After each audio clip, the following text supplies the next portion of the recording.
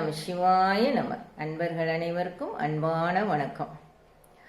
தவ திருமாணிக்கவாசக சுவாமிகள் அருளிய சிவபுராணத்தை பற்றி சிந்திக்கும் நம் சிறிய சிந்தனை முயற்சியில் இன்று நாம் பார்க்க போகும் அடிகள் போக்கும் வரவும் புணர்வும் இல்லா புண்ணியனே காக்கும் எம் காவலனே காண்பரிய பேரொழியே என்ற அடிகளாகும்.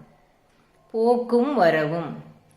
மழைக்காலத்தில் மரத்தில் துளிர்விடும் இலைகள் செழிப்பாக வளர்ந்து இலையுதிர் காலத்தில் மரத்தை விட்டே உதிர்ந்து போய்விடுகின்றன. மழையும் பயிர்களும் மழைக்காலத்தில் புதிய வரவாக இருக்கின்றன. கோடையில் அவையெல்லாம் போய்விடுகின்றன. இப்படி உலகில் போவதும் வருவதுமாகிய இயல்பு உள்ளது. இதுபோல் ஆன்மாவும் முட்டையில் தோன்றி முட்டை ஓட்டை உடைத்து கொண்டு வெளியேறும் பறவையைப் போல ஒவ்வொரு யுகத்திலும் ஒவ்வொரு பிறவியிலும் போவதும் வருவதுமாக இருக்கிறது. ஆன்மா முக்தியடையும் வரை இது ஓய்வதே இல்லை. ஆனால் இறைவனோ எல்லா பொருளிலும் அணுவிலும் அணுவாய் அணுவுக்குள் அணுவாய் செறிந்து நிறைந்து இருக்கிறான். அதனால் எங்கும் போவதில்லை. போக முடியாத போது மீண்டும் வருவதும் இல்லை.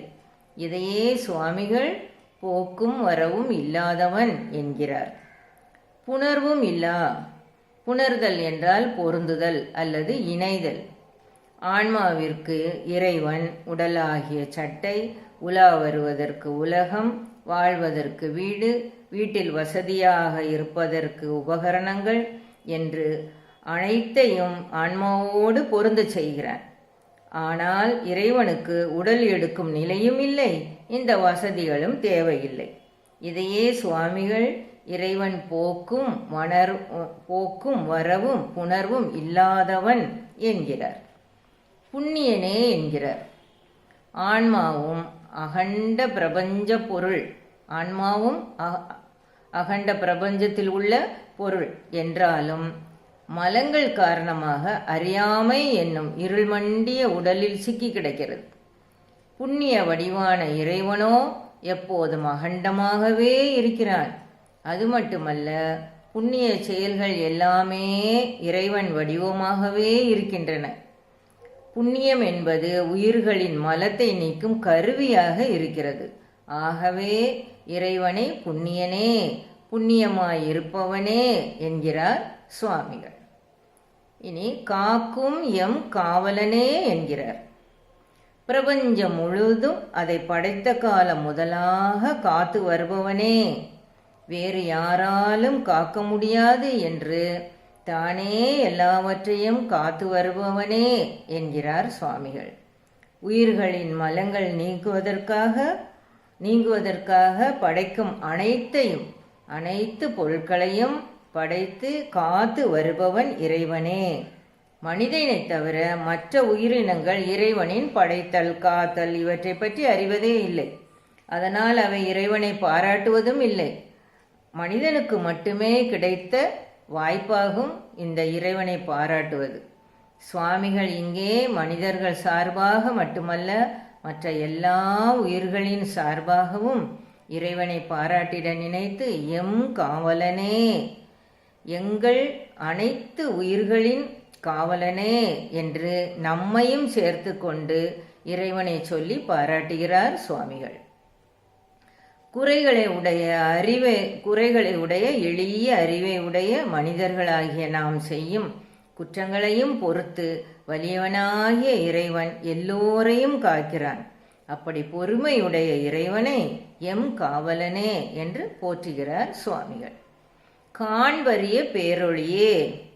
வலியவனாகிய இறைவன் வலிய வந்து பல சமயங்களில் நாம் அறியாமலேயே நம்மை பல விபத்துகளில் இருந்து காப்பாற்றுகிறான். புயல், எரிமலை, பூகம்பம் என்று இடைவிடாது பூமியில் நடந்து வருகிறது. சில நேரங்களில் மனிதர்களுக்கு பாதிப்பு ஏற்படுகிறது. அப்போது மட்டுமே நாம் அவற்றை அறிகிறோம். ஆனால் பல நேரங்களில் மனிதர்களுக்கு எந்த பாதிப்பும் ஏற்படாமலேயே அவை நிகழ்ந்து கொண்டே இருக்கின்றன. அப்படி பாதிப்படையாமல் காப்பது இறைவனே. காண முடியாத பேரொழியாக எங்கும் நிறைந்திருக்கும் இறைவன் எப்போதும் இயற்கை பேரழிவிலிருந்து காத்து அருள் செய்து கொண்டே இருக்கிறான். ஆனால் நாம் அறிவதே இல்லை. அதையே காண்பறிய என்கிறார் சுவாமிகள். அது மட்டுமல்ல, வானவெளியில் பிற அண்டங்களின் மோதல், விபத்துகள் என்று ஒவ்வொரு மணித்துளியும் நடந்து கொண்டே இருக்கிறது. அவைகளை நாம் காணும்படி இருந்தால் மனித வாழ்வு வெறும் புலம்பலாகவே மாறியிருக்கும். அப்படி இல்லாமல் இந்த பயங்கரமான நிகழ்வுகளை நம் கண்கள் காண முடியாதவாறு செய்துள்ளான் இறைவன். இதை எப்படி இறைவன் மறைக்கிறான்? தன் பேர் ஒளியினாலேயே மறைக்கிறான், மறைத்து அருளுகிறான். சில ஒளிகளை மட்டுமே நாம் கண்ணால் காண முடியும், சில ஒலிகளை மட்டுமே நம் காதுகளால் கேட்க முடியும். ஒரு வரம்புக்கு மேலோ ஒரு வரம்புக்கு கீழேயோ நம்மால் பார்க்கவோ கேட்கவோ முடியாது.